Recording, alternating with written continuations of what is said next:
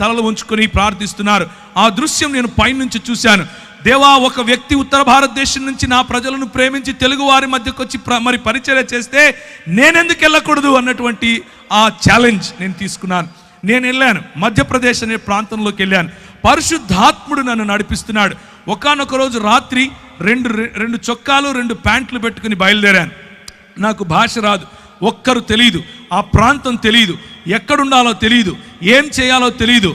దేవుడు చెప్పాడు నేను వెళ్ళాలి.